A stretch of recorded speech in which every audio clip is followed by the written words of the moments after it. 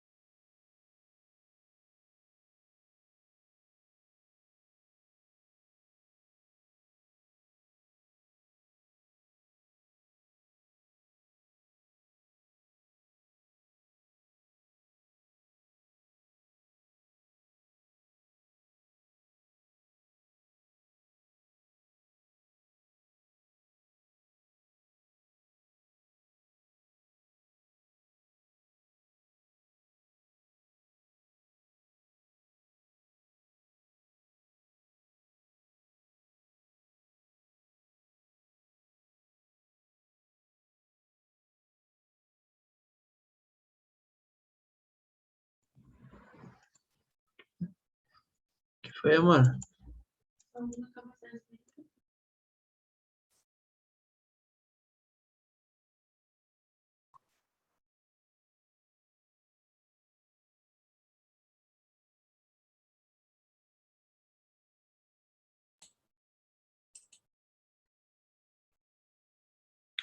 Bem, pessoal, então, boa tarde a vocês todos.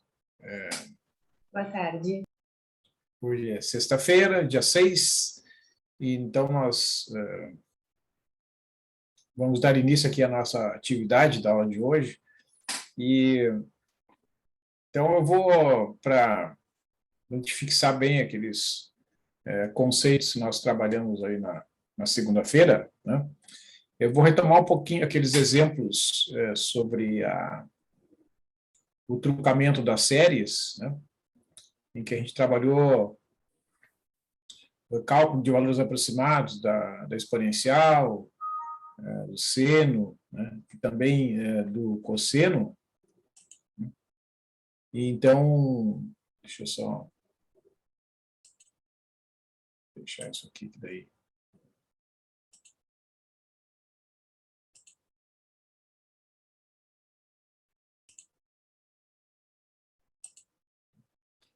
Para quem acompanhou a aula de segunda-feira, né, a gente fez alguns cálculos envolvendo as séries que definem estas funções, com o objetivo de demonstrar, né, que as funções transcendentes, como são chamadas, as funções exponencial, seno, cosseno e outras funções, que são expressas por séries, né, por definição, elas, ao serem calculadas num determinado ponto, exceto em casos muito particulares, elas envolvem uma quantidade infinita de operações aritméticas, né, adição, subtração, multiplicação e divisão, pelo fato de serem definidos por séries de potências.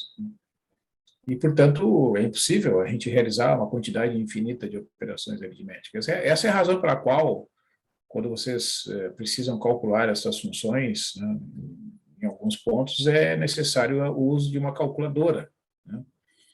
Porque daí a calculadora tem lá um programa, né, que efetua o cálculo rapidamente, quando a pessoa precisa lá de uma raiz quadrada de 3, logaritmo de 2, né?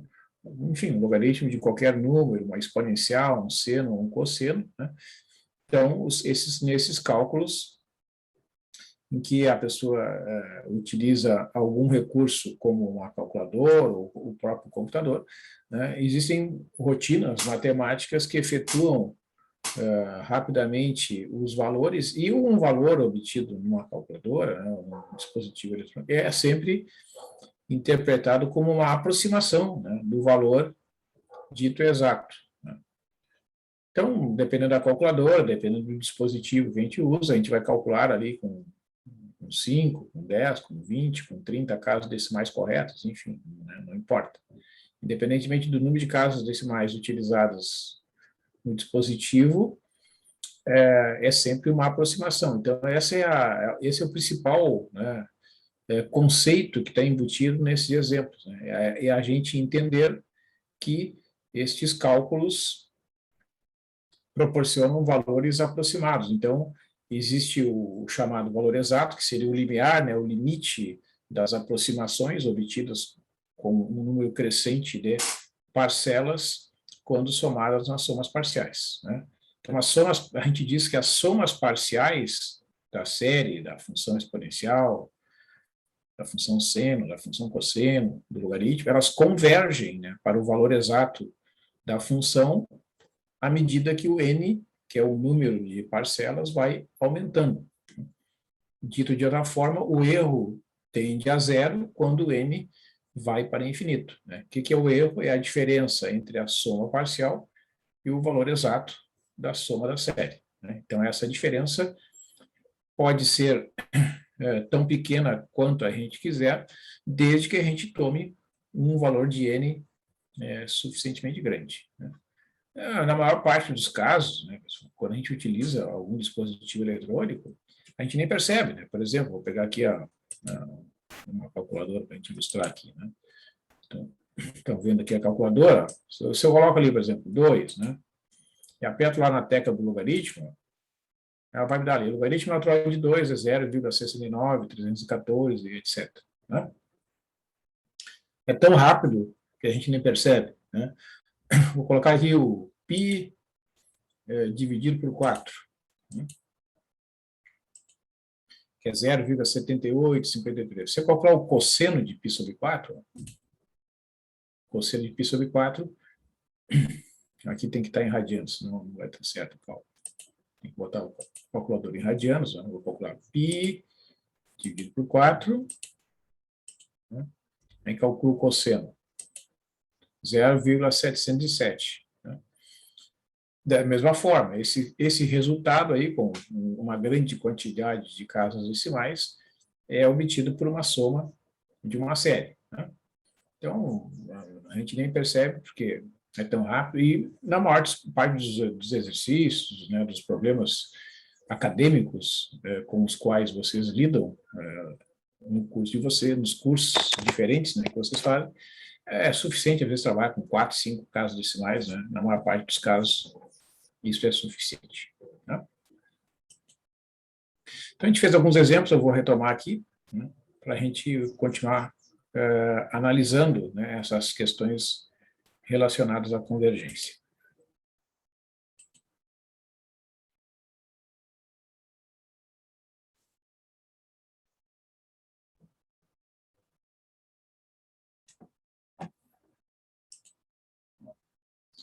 Então, outro exemplo, né, que eu gostaria de comentar com vocês é o cálculo do logaritmo. Então, esse texto aqui é aquele texto que tem lá disponível no Moodle, tá? Sobre teoria dos erros. Então, é o exemplo 5. Então, aqui está dito, né, acho que vocês estão visualizando aí claramente, né? Ó, o logaritmo de 1 mais x dividido por 1 menos x é 2 vezes o somatório de x elevado na 2i mais 1, dividido por 2i mais 1, quando o i varia de 0 a mais infinito. Né? Oi? Alguma dúvida? Bom. Então, essa igualdade aqui, ó, ela é válida desde que o x esteja no intervalo de menos 1 até 1. Tá? Então, essa igualdade aqui é válida dentro desse intervalo de convergência. Né? Então, eu peço para calcular o logaritmo natural de 3, né? Usando o desenvolvimento desta série até o i igual a 4. Então, analisar a convergência. Então, essa aqui é só uma referência, né, pessoal? Depois, a gente faz primeiramente o i igual a 4 e depois vai aumentando, né, o valor do i, exatamente para poder analisar a convergência para o valor do logaritmo de 3. Tá? Então, aqui, ó, a primeira etapa desse processo é a gente fazer o chamado desenvolvimento da série. Né? A gente vai desenvolver a série, isto é, a gente vai substituir, né, o i por 0, por 1, por 2, para a gente visualizar, né, o desenvolvimento das parcelas e enxergar a regra de formação. Então, vocês vejam, quando eu substituir o i pelo valor mínimo dele, né, que é 0, é o primeiro valor do i, que aparece aqui, ó, eu tenho que substituir lá no expoente, vai ficar x na 2 vezes 0 mais 1, que é x elevado na 1, que é o x, dividido por 2 vezes 0 mais 1, ou seja, é x. Então, esse valor aqui é o valor correspondente à substituição do i por 0. Aí depois substituo o i por 1. Né? Então, vai ficar mais x na 2 vezes i mais 1, que é x ao cubo, dividido por 3. Vocês vejam que o expoente que aparece aqui na potência do x é o mesmo fator que aparece lá no denominador. Então, é x ao cubo dividido por 3. Depois é mais o próximo, né, que é o resultado do i igual a 2. 2 vezes 2, 4, mais 1 dá 5. Então, é x na quinta dividido por 5.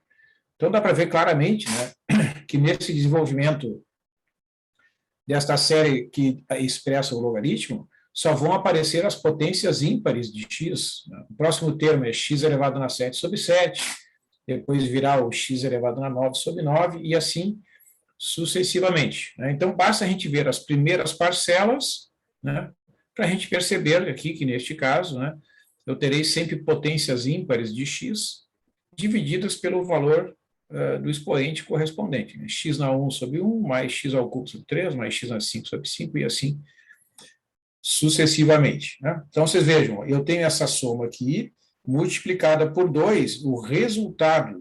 Né? Isso aqui é uma série infinita, é uma soma infinita. Vocês vejam que tem um mais seguido dos 3 pontinhos. Então, a soma desta série é o logaritmo de 1 mais x dividido por 1 menos x, desde que o x esteja neste intervalo aqui. Eu não posso substituir o x, por exemplo, por 3, por 5, por 10. Tá? O x tem que ser o número entre menos 1 e 1. Tá? Mas então, como calcular o logaritmo de 3? Né? Que, observa, o que tem que ser igual a 3? É o que esse fator aqui, ó. É o 1 mais x dividido por menos x. Né? Esse fator que está dentro do parênteses é que tem que ser igual a 3. Então, eu tenho que calcular o valor de x de modo tal que a divisão 1 mais x dividido por 1 menos x seja igual a 3. Né? Então, eu igualo esta expressão aqui a 3 e vou resolver a equação. Vai ficar 1 mais x igual a 3, que multiplica 1 menos x. Multiplica aqui a distributividade, né? Fica 3 vezes 1 dá 3, 3 vezes x dá menos 3x. Então, vou aqui agrupar os termos em x do lado esquerdo e as constantes do lado direito da igualdade. Então, vai ficar x mais 3x aqui do lado esquerdo e do lado direito 3 menos 1, ou seja, o 4x é igual a 2. Portanto, igual a meio. Tá? Então, este é o valor do x que eu devo substituir nas somas parciais, ou seja, x igual a 1 meio. Este é o valor de x que vai me produzir aqui o logaritmo de 3. Tá? Então, fazendo as somas parciais, né? Observa, a soma parcial correspondente ao i igual a 0 é somente esse primeiro termo aqui. O x multiplicado por 2 vai ficar 2 vezes 1 meio, que é 1. Né? Depois, a soma correspondente ao i igual a 1 é a soma correspondente ao i igual a 0, mais 2 vezes 1 meio ao cubo sobre 3, que é o próximo termo aqui da série. Ó. Esse termo aqui, x ao cubo sobre 3. Né? Então, eu tenho ali o 1 mais o resultado dessa operação aqui, que é 0,08, 1,08333. Né? Eu calculei aqui com 5 casas decimais. O próximo termo é 2 vezes 1 meio na quinta sobre 5, que vai dar 0,0125, somado com 1,08, 33, me dá 1,09583. E quando eu somar para o i igual a 3, né, eu tenho que somar o S2, que é o valor 1,09 obtido ali, 583, mais 2 vezes 1,5 elevado a 7 sobre 7. Né? Calculo essa parcela, que vai dar 0,0223, somo com 1,09583, me dá 1,09806. Né? Certo? Então, vamos fazer esse desenvolvimento aqui na nossa planilha. Né? Vamos incluir este exemplo aqui, ó.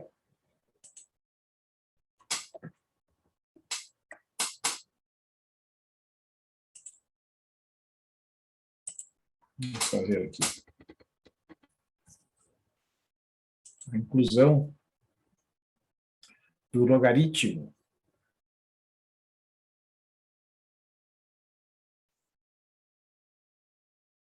Vamos mesclar aqui.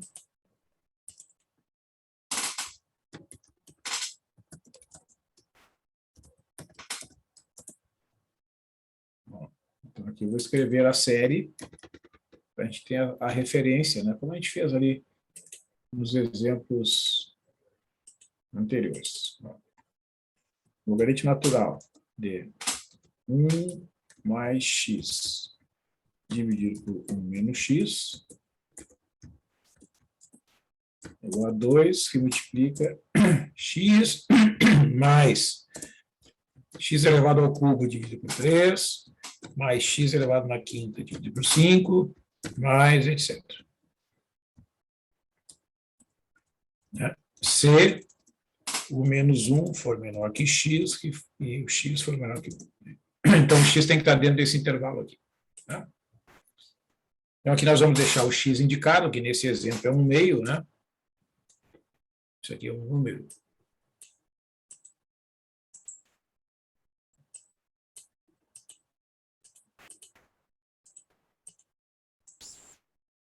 Vou formatar essa célula aqui, daí.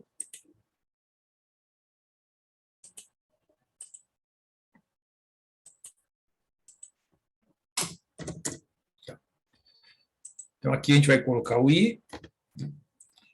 Ó, aqui é x elevado na i, na 2i mais 1, dividido por 2i mais 1.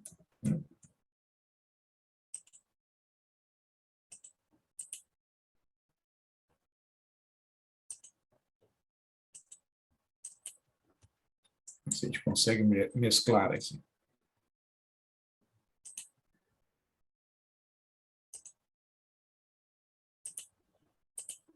Tá. E aqui as somas, né? Aqui a soma, vamos botar aqui. Vamos mesclar aqui.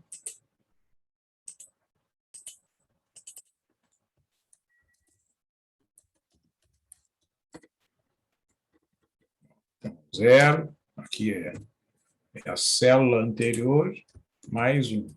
Então, peço que vocês façam, né, esse procedimento de construção aí da planilha.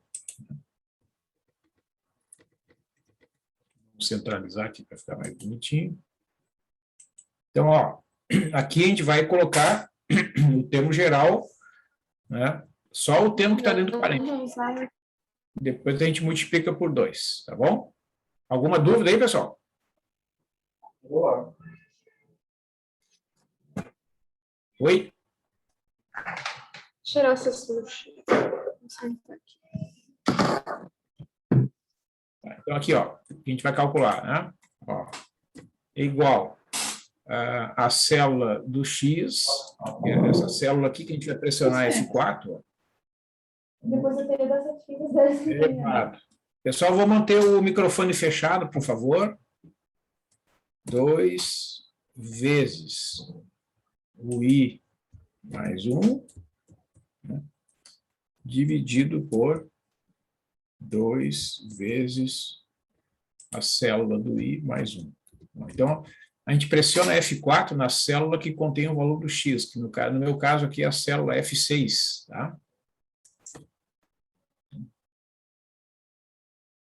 E aqui a soma parcial. Depois a gente faz as somas. Né? Então, uma vez que calculou, né, o termo geral ali, que eu estou calculando primeiro só o fator que está aqui, cada fator separado que está dentro do parênteses, depois eu, na soma parcial, eu multiplico por 2, tá?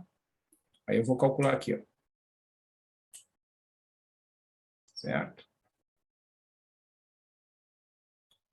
Não, vamos fazer diferente. Eu já vou botar o 2 multiplicado aqui. É melhor. Aqui eu vou multiplicar por 2. 2 vezes. Eu vou arrastar aqui. Tá? Aí vai coincidir com os valores ali do nosso material. Né? Então, aqui vamos fazer o seguinte. Ó, aqui é a soma parcial. Né? O que é aqui? Ó? Aqui é a soma somente da primeira linha. Então, é a soma somente dessa parcela aqui. Tá?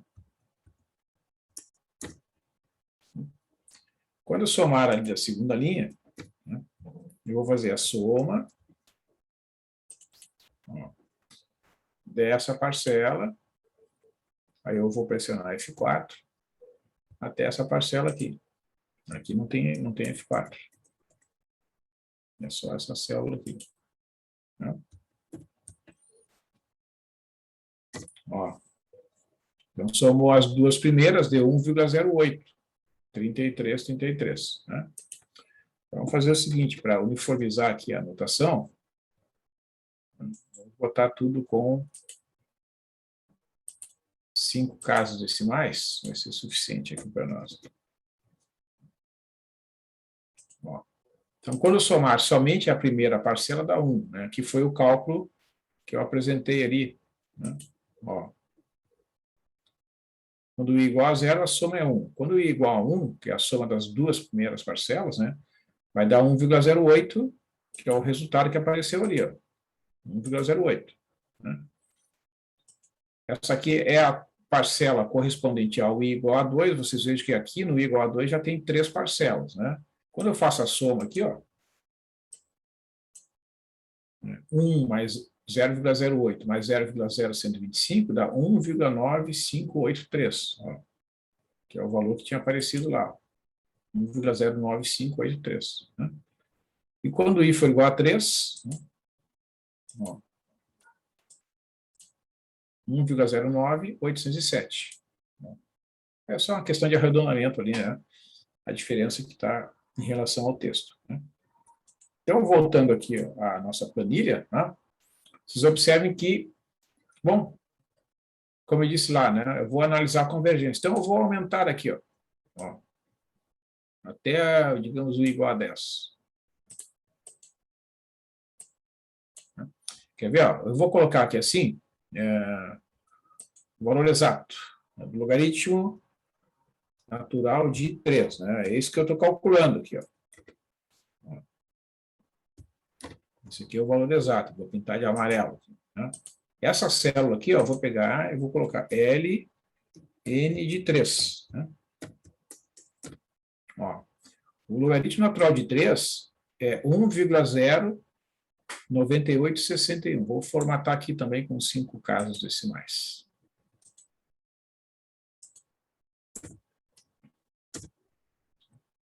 Bom, então, eu vou escrever um comentário aqui. Né? É o valor exato do logaritmo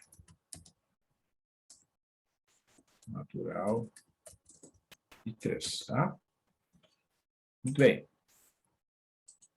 Agora, observa. Olha o que está acontecendo aqui. Ó. A soma parcial, quando eu somo só a primeira parcela da série, dá 1. Né? Então, aqui eu vou colocar o chamado erro. O que é o erro? É a diferença entre a soma parcial e o valor exato. Né? Então, ó, e para não dar problema, eu vou colar em valores absolutos. ABS da soma parcial menos o valor exato. Esse valor exato eu vou pressionar F4 aqui. Tá? Ó, então, vejam. Quando eu somar só uma parcela, o erro é 0,09. Somando o i igual a 0 igual a 1, o erro já diminui para 0,01. Né? Na soma das 3 primeiras parcelas, ó, é 2 milésimos o erro. Né? E nas 4 primeiras parcelas, é 5 décimos de milésimo. Então, o erro está diminuindo aqui, né? Significa que as somas parciais realmente estão se aproximando do valor exato, né? Ó, então, vamos calcular aqui, ó. Vamos estender aqui a soma das parcelas até o i igual a 10. O que acontece? Com 5 casas decimais, que a gente está calculando aqui, a gente só vai enxergar até a parcela correspondente ao i igual a 6, né? Do i igual a 7 em diante já aparece como zero, né? Depois a gente pode mexer nisso aí. Vamos ver as somas parciais, então. Então, as somas parciais, vocês podem perceber, né? Quando chega aqui, ó, na soma correspondente ao i igual a 6, né, que tem as 7 primeiras parcelas da série, já dá o valor praticamente exato ali da série, né? Vamos estender aqui, ó. Certo? Então, vocês vejam que o erro realmente está diminuindo, ó. Mas ele não é zero, né? Certo? Então, o que a gente pode dizer, né? Vou fazer uma análise aqui. O erro, vamos inserir aqui um comentário, ó. O erro tende a zero quando o número de parcelas das somas. Opa!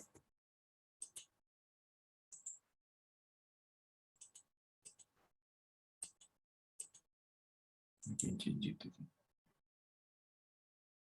que aconteceu aqui?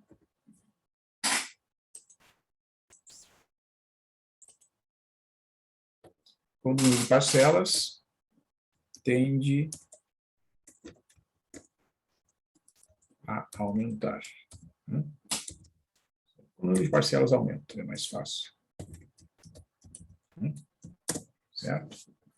Então, a gente percebe, né, que as somas parciais convergem para o valor exato do logaritmo natural de 3.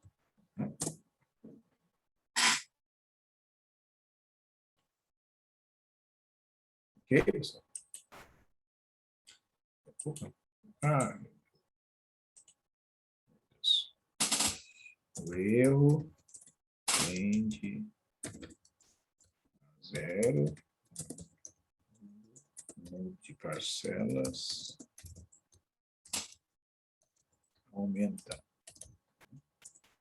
As somas parciais convergem para o valor exato do logaritmo do valor de 3. Certo? Então, o que acontece? Né? A gente vê, né, que estes valores aqui vão... Cada parcela separadamente, né, vocês veem que à medida que o i aumenta aqui, ó, né, o valor da parcela que está sendo somada vai diminuindo, né? Claro, porque à medida que já que a série é uma série convergente, né, o termo geral da série tem que convergir para zero. Claro que à medida que a gente vai desenvolvendo a série, né, as parcelas que estão lá na frente, ó, elas vão diminuindo de tamanho. Quer ver? Ó? Agora eu vou formatar isso aqui com 10 casas decimais para a gente olhar isso aqui.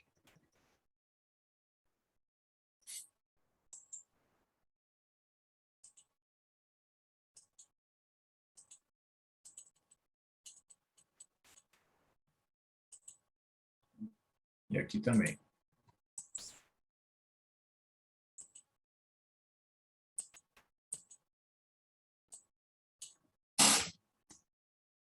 Vocês vejam que quando a gente formata com 10 casas decimais, a gente já enxerga, né, aquelas contribuições que tem lá na sexta, na sétima, oitava casa decimal, que antes estava aparecendo como zero, né, aqui no termo geral da série.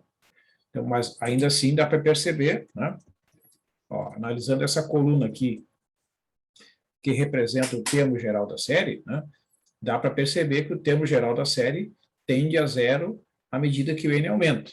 Ó, então, vamos inserir esse comentário aqui, né? O termo geral da série da série tende a zero à medida que o I ou o N, né, não importa, o índice, né, aumenta. Tá? Então, vou botar N aqui. Depois. Né? Certo? Aqui, as somas parciais convergem para o valor do logaritmo e o erro tende a zero. Né?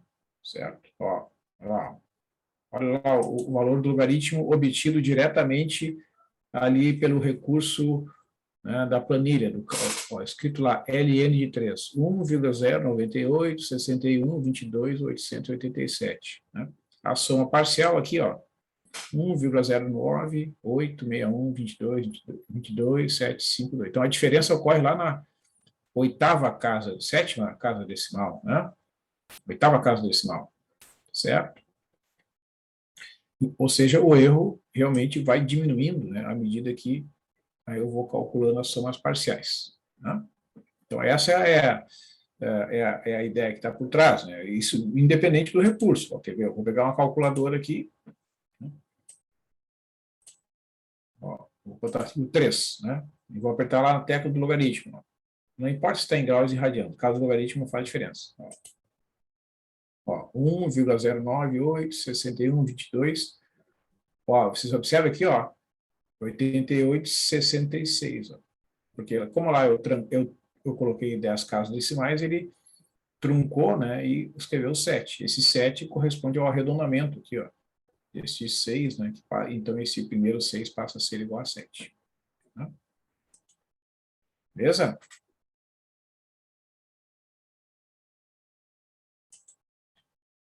Tranquilo, pessoal?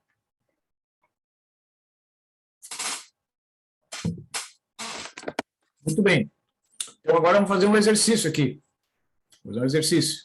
Todos têm aí o acesso ao Excel, não, aí no dispositivo de vocês aí? Positivo? Sim. Tá. Então, eu vou colocar um exercício aqui, semelhante ao que eu resolvi aqui do cálculo do logaritmo, tá? E vou pedir para vocês, então, calcular o logaritmo de um determinado número, né?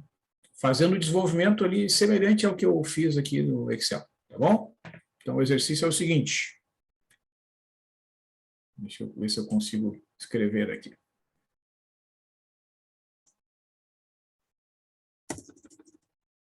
Eu já compartilho aí, tá, pessoal? Já volto aí.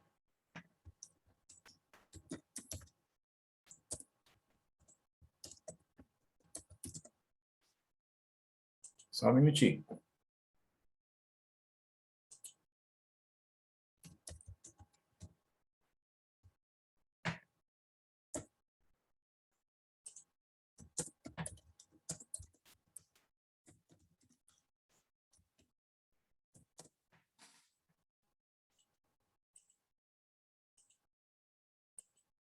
Ó, o exercício é esse aqui, ó. Calcular o logaritmo natural de 10 usando a série acima. Aqui que eu quero me referir com série acima é aquela série, né, que apareceu ali no outro documento, tá?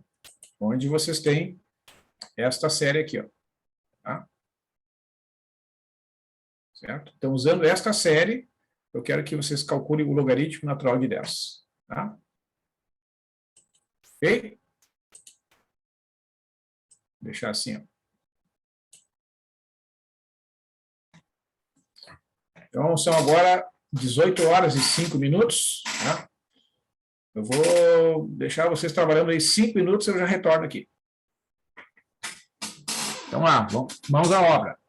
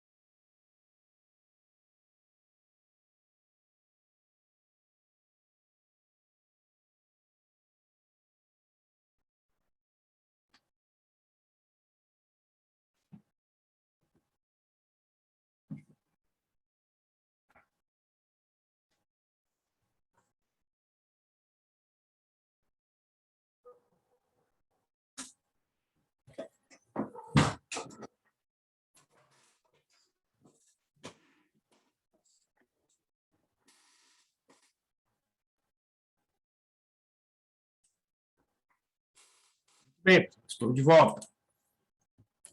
Ó, vou apresentar aqui um desenvolvimento, né?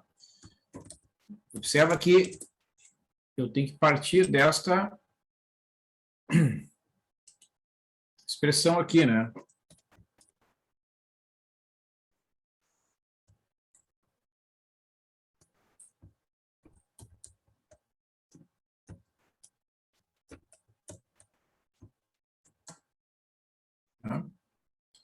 Certo?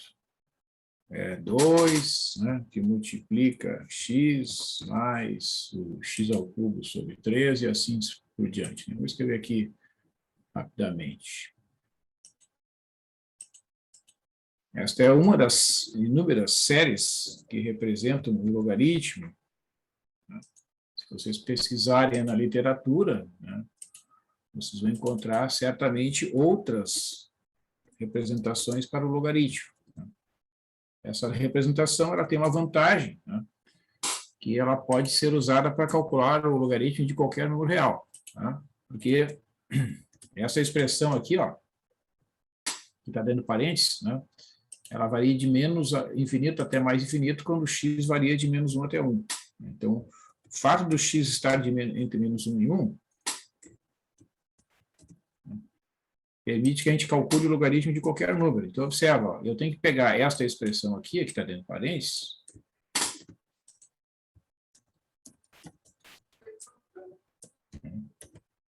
e igualar a 10. Né? Essa é a ideia central aí que vai tornar possível a aplicação desta fórmula, porque vejam que daí, né, eu terei que, ao resolver esta equação aqui, né, resolvendo aqui passo a passo, ó, 1 mais x é igual a 10, que multiplica 1 menos x. Né? Vamos lá, vamos fazer aqui o desenvolvimento. Então, vai ficar 1 mais x igual a 10 menos 10x. Então, se eu calcular a solução desta equação, né, eu terei aqui, ó, primeiramente, que agrupar os termos em x aqui do lado esquerdo da igualdade e as constantes lá do lado direito. Né? Ó, x mais 10x do lado esquerdo do sinal de igualdade igual a 10 menos 1, ou seja, eu terei 11 vezes x igual a 9. 11x igual a 9. Né? Portanto, o x é 9 sobre 11. Então, esse é o valor do x, né, que vai me permitir calcular, né, o logaritmo natural de 10. Quando eu coloco x igual a 9 sobre 11 aqui nessa expressão, né, o resultado dentro desse parênteses é 10. Então, o logaritmo natural de 10 é obtido pelo desenvolvimento dessa série quando o x é 9 sobre 11. E veja que esse 9 sobre 11, né, ele está dentro desse intervalo. Né, é um número entre menos 1 e 1. Então, está tudo certo. Né? Então, eu posso calcular, né, esta soma quando o x for igual a 9 sobre 11. Tá? Tranquilo aí, pessoal? Então, aqui, ó, eu vou ali na série anterior, né? Eu vou simplesmente fazer a modificação aqui, ó. Essa é a vantagem, né, de eu já ter feito esse desenvolvimento. Tá? Eu vou colocar o valor do x ali. Né? 9 dividido por 11. Tá? E aqui, ó. Certo? Então, vocês vejam, ó. Quando eu calculo aqui 9 sobre 11, vamos formatar aqui com essa célula, com 10 casas decimais, vamos ver. Certo? 9 dividido por 11 é 0,81, 81, 81, né? Então, o logaritmo natural de 10, né? Vamos corrigir aqui, é 2,3025, certo? E aqui estão as somas parciais. Ó. O que vocês observam aqui? Observe que o erro é muito grande aqui, né? Certo? Comparado com o exemplo anterior, né? Ó, aqui com fazendo o desenvolvimento até o I igual a 10, o erro aqui é da ordem de 2 vezes 10 a menos 3, ou seja, 2 milésimos, né? Ocorre um erro lá na terceira casa decimal. Ó, o logaritmo é de 10 é 2,302, enquanto a soma parcial obtida aqui com I igual a 10 é 2,300. Então, o erro ainda é muito grande, né? Considerando todo esse esforço que foi feito aqui, né? Ou seja, nesse caso, né, do 9 sobre 11 ali, né, que me produz as aproximações do logaritmo natural de 10, a convergência é muito lenta quando é comparada com o cálculo do logaritmo natural de 3. Tá? Alguma dúvida aí, pessoal? Conseguiram realizar esse cálculo?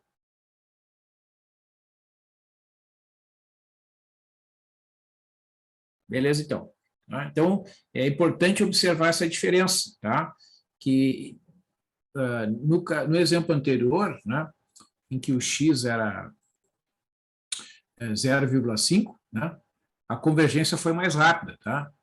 Então, às vezes acontece isso, né? Então, qual seria a solução, né, para eu obter uma aproximação melhor? Aumentar o número de parcelas, né? Vamos supor, tá?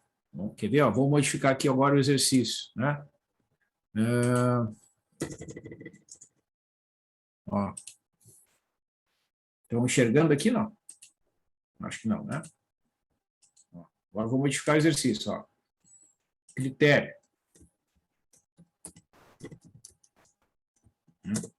Calcular as somas parciais do logaritmo natural de 10, né, até que o erro absoluto seja menor do que... Vou botar aqui uma condição aqui bem exigente aqui, ó. Seja menor do que... Vou botar aqui. 10 na menos 5. Tá? Certo, pessoal? Então, esta é uma das maneiras, né, de a gente estabelecer o que a gente chama de critério de parada. Tá? A gente percebe que as somas parciais daquela série estão convergindo para o logaritmo natural de 10. Mas agora eu estabeleci uma condição que não estava dito ali no início, né? Além de calcular o logaritmo de 10, eu exijo, né, que o erro absoluto, para que eu pare, né, o processo, eu exijo que o erro absoluto seja menor do que 10 a menos 5. Tá? Então, eu vou lá, ó, observa. Então, aqui eu posso fazer um teste. Olha só que legal isso aqui. Eu vou pedir vocês acrescentarem aqui. Ó, é o if, é C, né? Se o erro absoluto, se o valor anterior, né, é menor que 10 elevado a menos 5, né, o valor é 1, senão o valor é 0. Tá? Então, ele só vai dar 1 quando o teste der realmente um erro menor que 10 a menos 5. Tá? Ó, você observa que dá 0 aqui, ó. Vou fazer o teste até o I igual a 10 lá. Deu sempre 0. Certo? Conseguiram enxergar ali?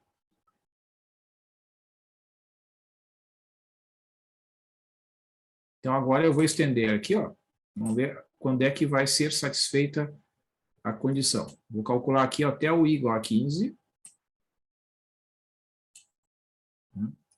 Vou calcular aqui as somas parciais, até a soma do I igual a 0 até I igual a 15. E aqui eu vou calcular o erro. E aqui eu vou fazer o teste. Ó, enquanto não der 1 aqui, ó, não posso parar. Tá? Aqui só vai dar 1 quando o erro for menor que 10 na menos 5. Tá? Isso ainda não aconteceu. Então, eu vou estender aqui, ó. Vou até igual a 20. Imagine se a gente fosse fazer manualmente isso, né? Seria impossível, né? Vou calcular somas parciais aqui, até o S20, né? Vou calcular o erro aqui. Aqui eu vou fazer o teste. Enquanto não der 1,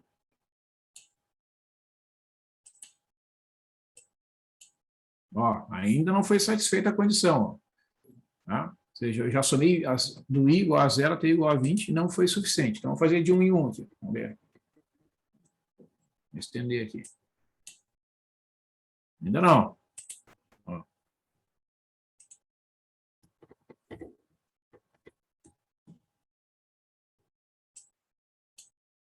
Ó, agora deu. Somando até a parcela i igual a 22, né? Do i igual a 0 até i igual a 22, são 23 parcelas. A soma parcial correspondente é 2,302.575.5165, né? E o erro é menor do que 0 menos 5, né? Então, ó, o que eu posso dizer, né?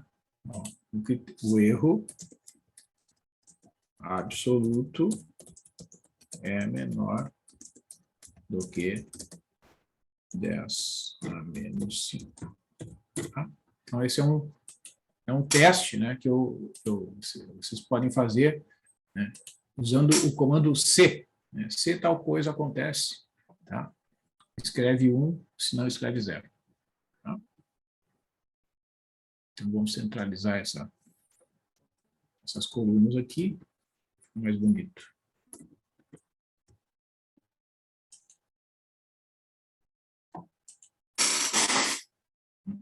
Então, aqui que eu posso comentar, né? Então, uma análise, né? Observamos que ocorre a convergência para o valor exato do logaritmo natural de 10, né? Porém, é bastante lenta.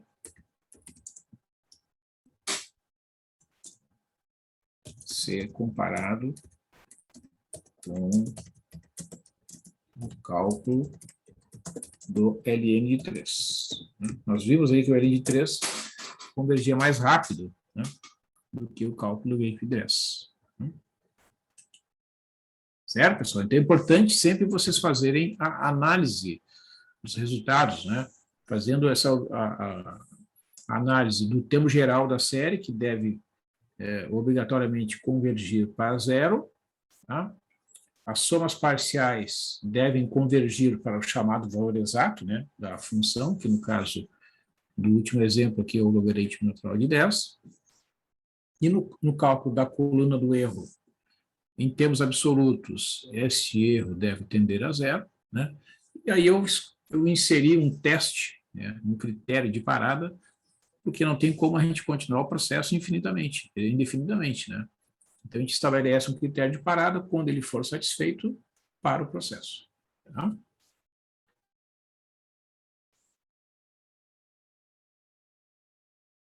Então, eu vou fazer aqui mais alguns minutos, pessoal. Eu vou falar um pouquinho sobre os sistemas de ponto flutuante. Tá?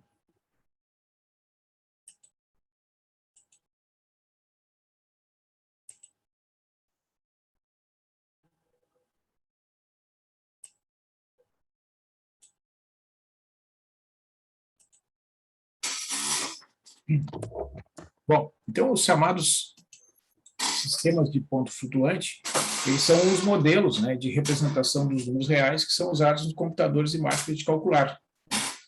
Nesses dispositivos, os números representados obedecem a certas restrições, né, o que implica que os números representados das máquinas formam um subconjunto dos números reais, né, certo? Então, no sistema de ponto flutuante normalizado, todo número é escrito nesse formato aqui, ó, um sinal de mais ou menos, né?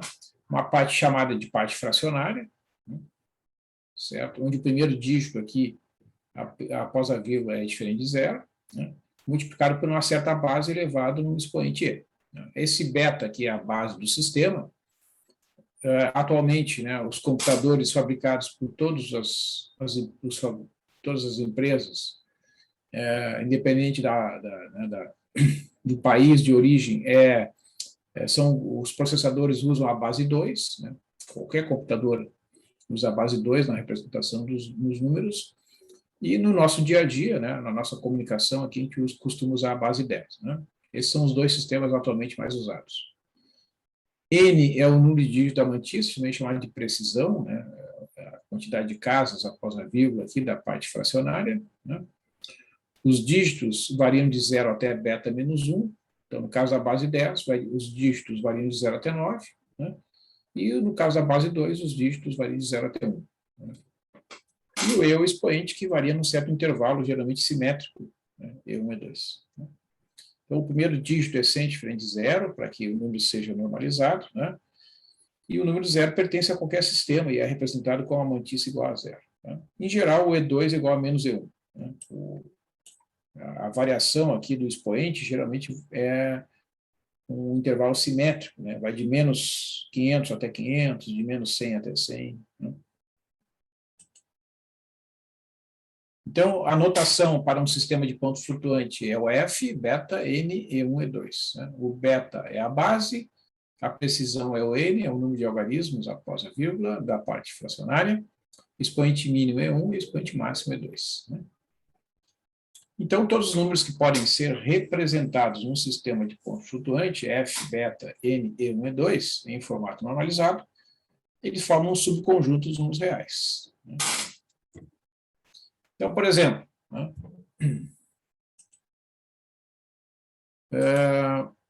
vamos imaginar aqui, ó, esses números, né, o 0,35, o menos 5,172, o Z igual a 0,03, o T igual a menos 0,057 e o U igual a 5.391,13, escrever na base 10 numa forma normalizada. Tá? Então, escrever no formato normalizado na base 10 esses números.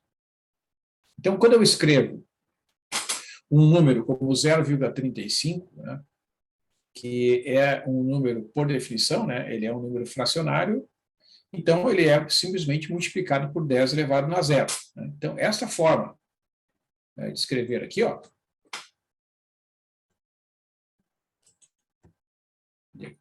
aqui, não sei por que ele... Aqui, pessoal, é 10 elevado a 1 aqui, tá? Não sei por que ele não pegou aqui, deixa eu ver se eu consigo botar direitinho aqui. 10 elevado a 1. Agora tá certo. Vamos lá. Ó, então, o 0,35 é 0,35 vezes 10 na 0. Né? Esse menos 5,172, né? Ó, no formato normalizado, ele vai ser menos 0,5172, tá? Que é a chamada parte fracionária, né? Com o primeiro algarismo aqui após a vírgula, né? Um número diferente de 0, multiplicado por 10. Né? Então, essa potência de 10 elevado a 1 aqui é só para colocar a vírgula na posição correta, né? Que, na verdade, esse número é menos 5,1. Tá? Por que isso? Porque se o meu dispositivo eletrônico, meu computador, vamos supor que eu trabalho na base 10, ele vai usar o 1 como expoente. Né? Então, na representação do número lá, ele só vai usar o número 1. Tá? Porque ele reserva, né, uma certa quantidade de algarismos para representar o expoente e uma certa quantidade de algarismos para representar a parte fracionária. Né? Ó, o Z igual a 0,003. Esses zeros aqui, ó, esses 3 zeros após a vírgula, aqui no caso do número Z, eles não são significativos. Né? Então, eu posso representar este número de uma forma mais econômica. Né? 0,3 multiplicado por 10 a menos 3. Tá? É muito mais econômico fazer essa representação do que escrever esse monte de zeros aqui. Okay? Imagine se fosse, né, 10 a menos 20. Né? Ia ter 20 casas decimais iguais a zero. Isso não tem sentido. Tá? Então, é muito melhor trabalhar com o expoente, né, da base para posicionar a vírgula na casa correta. Né? Ó, a mesma coisa o T aqui, ó, menos 0,0057. Esses zeros que estão aqui, ó, tá? eles não são significativos. Então, eu posso eliminá-los, né? Eu posso escrever como 0,57 multiplicado por 10 a menos 2. Né? E este número, 5,391,3, né? É a mesma coisa que 0,53,903 multiplicado por 10 a 4. Né? Então, ó, quando a vírgula, né, caminha para a esquerda, como nesse caso aqui, né, saiu aqui do 1 e foi lá para o lado do 5, né, 1, 2, 3, 4 casas para a esquerda, então, né, multiplico por 10 na 4. Aqui a vírgula caminhou para a direita, eu multiplico por 10 a menos 2. Né? Duas casas para a direita, multiplico por 10 a menos 2. Ok? Então, é uma forma, né, de padronizar a representação, digamos assim, não é uniforme, né, a utilização dessa padronização. Tá? O IBGE, por exemplo, né, ele publica as tabelas, geralmente ele estabelece lá um número determinado de casas decimais, né, nas suas tabelas.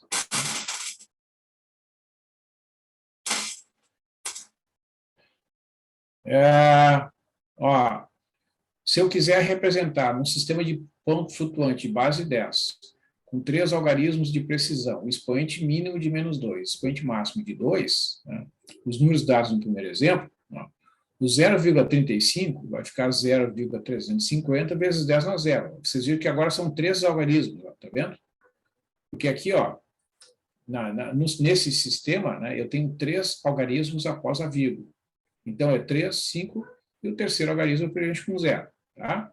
3, 5, 0, multiplicado por 10 na zero. Esse aqui, ó, menos 5,172. Ele tem 4 algarismos significativos.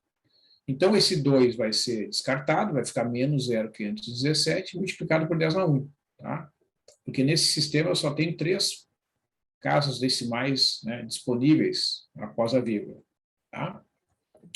Este número, 0,0003, ele não tem representação nesse sistema. Né? Por quê? Porque 0,0003 é 0,3 multiplicado por 10 a menos 3.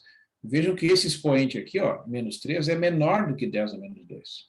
Né? Então, não tem como eu representar nesse sistema, ocorre um overflow. Tá? Na prática, uma máquina hipotética que funcionasse com esse sistema aqui, ia igualar esse valor aqui a 0. Tá? Geralmente, quando ocorre um overflow, as máquinas arredondam para 0. Ó, menos 0,057. Né? É menos 0,57 vezes 10 a menos 2, está dentro, né, desse intervalo aqui. O expoente mínimo é menos 2, pode ser representado nesse sistema. E o 5.391,3, ele não tem representação nesse sistema, porque ele é a mesma coisa que 0,539 multiplicado por 10 elevado na 4. Ó. Vocês vejam que o 10 elevado na 4, que aparece aqui, é maior que o expoente máximo, né? Que é 10 elevado ao quadrado.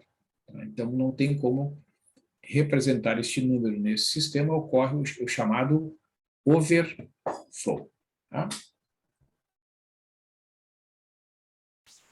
Certo. Então, aqui, né, só um exemplo, por exemplo, né, para lembrar que quando a gente usa uma calculadora, né, as calculadoras, né, os programas que fazem cálculos matemáticos, fornecem aproximações dos valores reais. Por exemplo, raiz de 2, né, se vocês pegarem no site da Wolfram Alpha, tá, vocês vão obter essa sequência absurda de algarismos aqui. Ó. Olha só, vou entrar lá no site da Wolfram Alpha. Vocês, aos poucos, irem se familiarizando. Né? A Wolfram Alpha é uma página de cálculos computacionais aberta, né, para uso na internet. Tá? Vocês entram ali com a expressão, ele vai te dar o valor, né, que tu quiser. Claro que só tem que escrever, né, na notação correta. Por exemplo, raiz quadrada de 2, ó, SQRT, parênteses, 2. Né? Square root. Né? Vocês vejam que quando a gente escreve ali o SQRT e o 2 entre parênteses, ele já apresenta o resultado ali, né? 1.41, 42, 3, 5, 6, 7. Se eu der Enter, ó, aí vai processar a informação, né? Vai demorar uns segundinhos e vai escrever o resultado, olha só. Né? E ainda apresenta a possibilidade de mais dígitos. Né? Então, quem quiser mais dígitos, só pressiona ali que vai aparecer ainda uma quantidade maior de casas decimais, né, da aproximação decimal do raiz quadrada de 2. Né? O que a gente depreende, né, deste exemplo, vocês podem observar que não há uma regra de formação, né, dos algarismos sucessivos da raiz quadrada de 2, porque a raiz quadrada de 2 é um número irracional, né, um pouquinho maior que 1,4142. Né? Com nossos problemas, aqui, né, a gente não precisa, geralmente, trabalhar com uma quantidade tão grande de casas decimais. Né? Então, vamos fazer um testezinho aqui, pessoal. Ó. Vamos fazer um testezinho, o chamado teste do overflow. Tá? Vocês têm calculadoras em mãos aí? Quem é que tem calculadora, alguma calculadora em mãos aí? Alguém tem?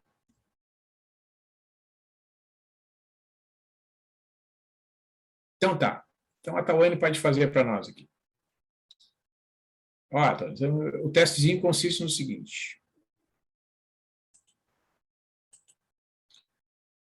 Entra lá na tua calculadora com 10 elevado na 20, né? 10 elevado na 20. E vai elevando ao quadrado. Vamos ver até onde ela apresenta os resultados, por favor.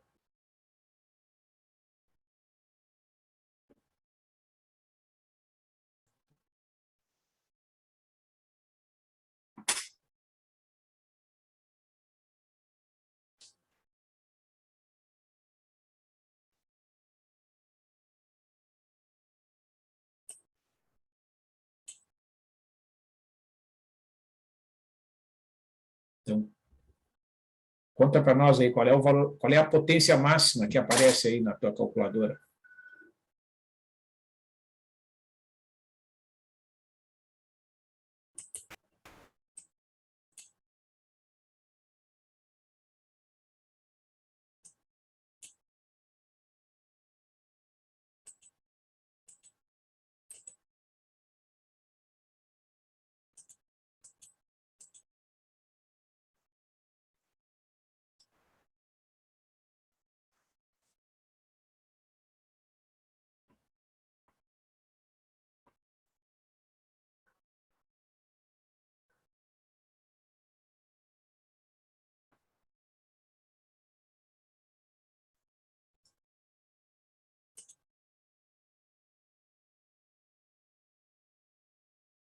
Professor, o que tem que fazer? Hã? Tu tem calculadora aí? Ah, tem a do computador. Tá. Do computador. Tá, então tu pega ali 10 elevado na 20, né? E vai elevando ao quadrado. Quer ver? Eu vou fazer um testezinho aqui também para a gente ver. Ó, por exemplo. Pego 2, 20, tá? 10 elevado na 20, né? Dá essa quantidade aí de algarismo. Aí vai elevando ao quadrado.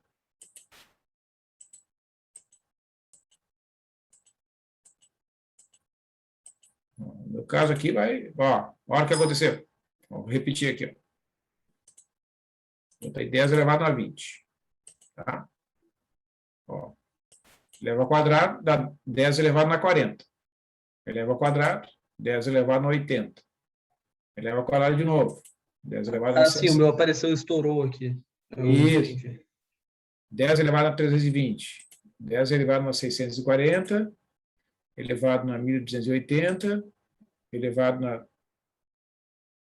Não dá para ver a tela? Ah, não consegue ver? Aqui da minha calculadora? Não tá compartilhando, só. Não, eu tô com ela aqui aberta aqui do lado da minha imagem aqui, ó. Você não está enxergando a calculadora aqui? Eu não tô enxergando a tela. Será que tem que compartilhar? Vamos compartilhar, então. Agora está enxergando? Essa calculadora aqui? Hã? Aham, apareceu, Tá. apareceu. Então tá, beleza. Então eu vou repetir, ó. Botar o 20, tá? Aí faço 10 elevado a 20. Daí essa quantidade imensa de zeros aqui, né? Aí eu vou pressionando sucessivamente no 10, no x ao quadrado aqui, ó. 10 elevado a 40, 10 elevado a 80, 10 elevado a 160, 320, 640, ó. Ó, tá vendo? Chegou aqui história. O que significa isso? Que chega um limite superior, né, a partir do qual a máquina não consegue mais representar as potências muito elevadas de 10. Aí depende da calculadora. Né?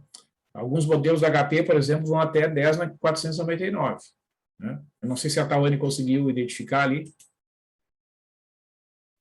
Eu consegui, prof. Só que chegou até o 10 elevado a 80 e depois deu erro, assim. Estourou. Isso. Porque quando eu elevo ao quadrado, já passaria para 10 na 160.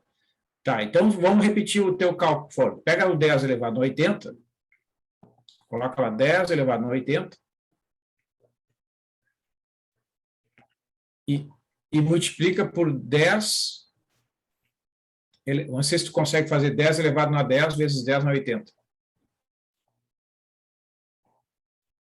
10 elevado na 10 vezes 10 elevado na 80.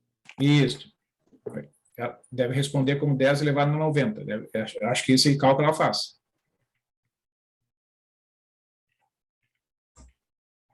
Deu certo. Deu 10 Tá. elevado na 90. Tá, então agora vamos de 1 em 1. Multiplica esse resultado por 10, por favor. Dá 10 a 91. Isso ela conseguiu fazer.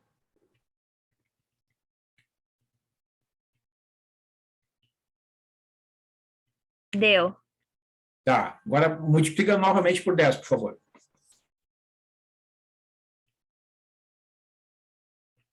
O 10 na 91 por 10. Isso.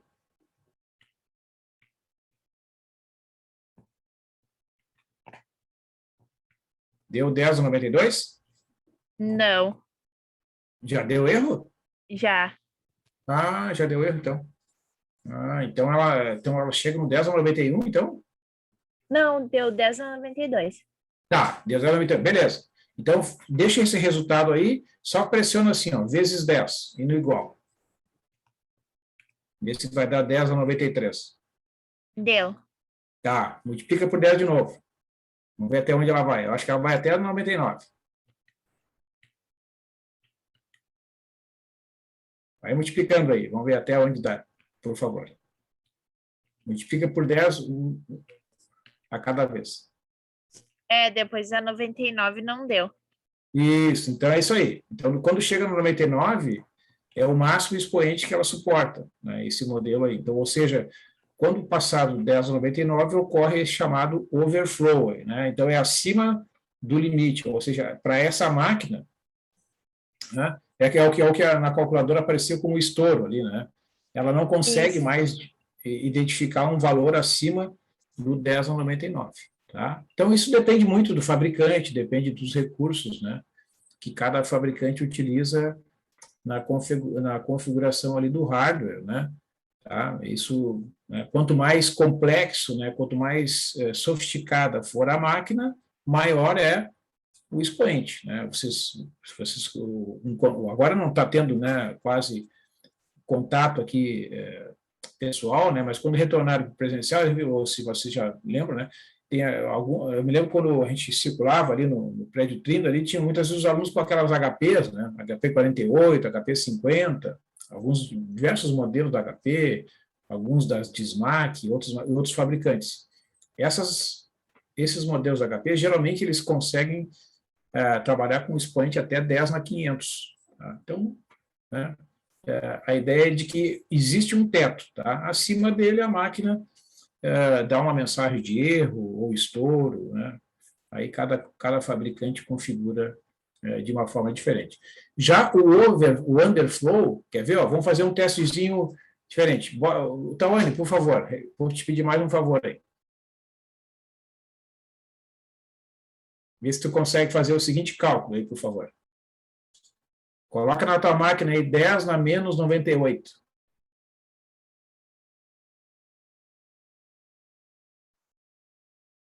Não sei se a Tawane está aí ainda. 10 na menos 98. Isso. Isso. Tá. Aí divide por 10. Deu 10 na menos 99. Tá. Agora pega esse resultado e divide por 10 de novo, por favor. Deu 0. Deu 0. Deveria dar 10 a menos 100, né? Isso. Certo? Como 10 a menos 99 é um número muito pequenininho, tá? Quando chega no 10 a menos 100, ocorre o chamado overflow. O número é tão pequeno que a máquina arredonda para 0. Tá? E isso também depende de cada fabricante. Tá bom? Então, no caso da tua máquina, né, o expoente da base 10 varia de menos 99 até 99. Essa é a variação do expoente que essa máquina suporta. Tá bom? Tá bom, cara, entendi. Então, cada calculadora, né, cada processador, vocês viram aqui a calculadora do meu Note, né, e quem fez os testes aí, cada aparelho vai ter alguma limitação, tanto no expoente na parte negativa, quanto na parte positiva. Então é isso, pessoal. Eu vou encerrando por aqui, tá? Vou combinar com vocês assim, né? Nas segundas-feiras as aulas vão ser um pouco mais longas, nas sextas-feiras um pouco mais curtinhas, mas eu consegui passar aí a ideia central aí dessas 2 primeiras aulas. Em função, então, do número de alunos inscritos para as aulas presenciais ser muito reduzido, tá, pessoal? Não haverá aula presencial na segunda-feira, tá? Dia 9, que é a próxima segunda-feira, teremos aula aqui no Zoom. Beleza? Beleza? Até mais. Beleza, sir. Bom? Então tá, bom final de semana para vocês e até professor. segunda-feira aqui no Zoom. Obrigado aí pela participação. Tchau, tchau. Tchau, senhor. Um bom final de semana. Igualmente. Boa noite. Boa noite.